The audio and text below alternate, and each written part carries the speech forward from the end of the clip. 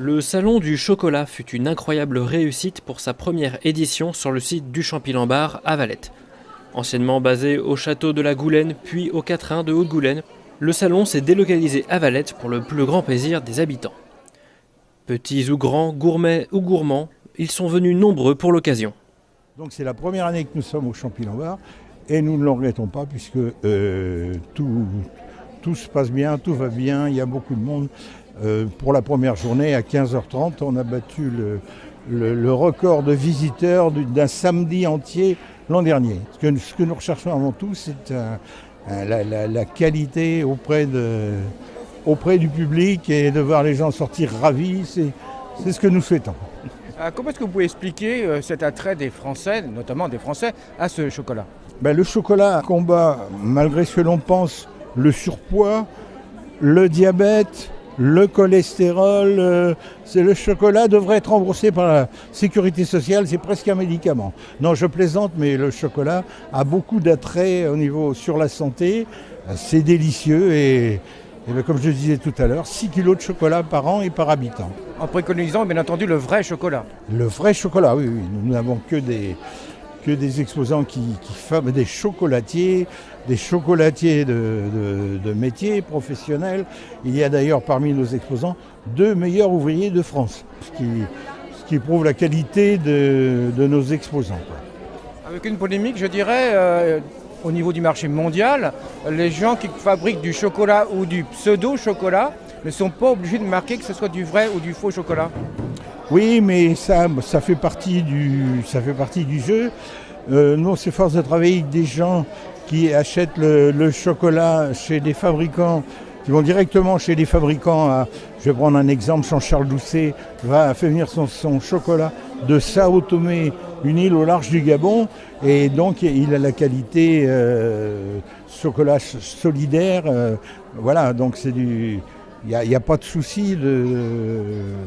C'est très bon chocolat et on s'efforce de ne travailler qu'avec des gens comme ça. Parmi ses meilleurs ouvriers de France, la maison Bruno Lederf était représentée au salon. C'est l'occasion de redécouvrir plusieurs chocolatiers, plusieurs exposants qui ont des choses diverses. Est-ce qu'on trouve justement ici du bon chocolat ? Oui, on trouve du bon chocolat. Il y a plusieurs stands où on peut en trouver, que ce soit en pâte à tartiner, en tablette, en petits croquants. Alors vous, tout en bas, monsieur, vous êtes devenu donc meilleur ouvrier de France. Comment fait-on pour devenir meilleur ouvrier de France ?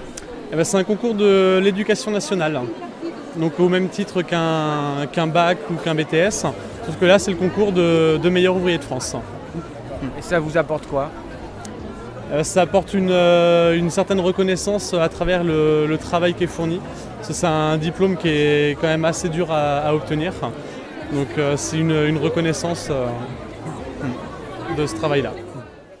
Un salon du chocolat, mais aussi des épices. Et parmi tous ces exposants, un chef étoilé de Haute-Goulaine est venu se glisser à la rencontre du public. Il a d'ailleurs proposé plusieurs démonstrations de cuisine et nous a expliqué les rudiments de son travail. C'est un travail de jour, c'est un travail de rigueur, de régularité, parce que la régularité prime chez nous, d'une part, et puis elle doit être de tous les jours, et depuis 15 ans, c'est comme ça. Voilà, donc on a une qualité de produit, un travail de tous les jours, et voilà, donc voilà la récompense au bout. Voilà. Alors justement, choisir ces produits, c'est essentiel. Comment fait-on, nous, en tant que ménage du particulier, pour aller acheter ces chocolats, par exemple ? Alors, pour aller chercher ces chocolats, le bouche-oreille, c'est la meilleure communication qui puisse exister. Quand on entend parler d'un chocolatier, d'un bon artisan, d'un bon restaurant, on y va, on se précipite, on teste, on goûte. Et là, il n'y a pas photo. Je veux dire, le palais en lui-même parle. C'est lui qui décide. C'est comme lorsqu'on achète un poisson ou une viande, la tendreté. Voilà, c'est le palais. C'est le palais qui juge. Voilà. Et après, vous voyez, c'est assez fiable. En général, comme ici, aujourd'hui, nous sommes 30 exposants. Il y a 30 personnes de qualité. Alors justement, on a parlé chocolat, on va peut-être parler un petit peu épices. Oui. Est-ce important dans la cuisine ? Alors l'épice, c'est une question de dosage. Alors il y a épices et épices. Il ne faut pas croire que quand on parle d'épices, il y a le feu en bouche.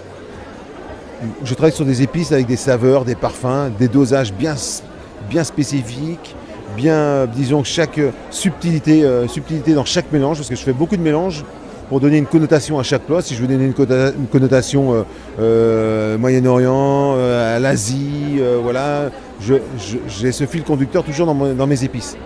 Et le but, c'est que ce soit vraiment bien dosé, grammé, et que il n'y a pas une épice plus qu'une autre qui le remporte et qui domine le produit de base. Voilà. Ça, Donc on ne s'invente pas cuisinier à travailler les épices. Il faut avoir travaillé sur les îles, comme j'ai fait auparavant, et où j'ai travaillé avec des gens qui m'ont fait découvrir les épices, et j'y suis resté pendant des années.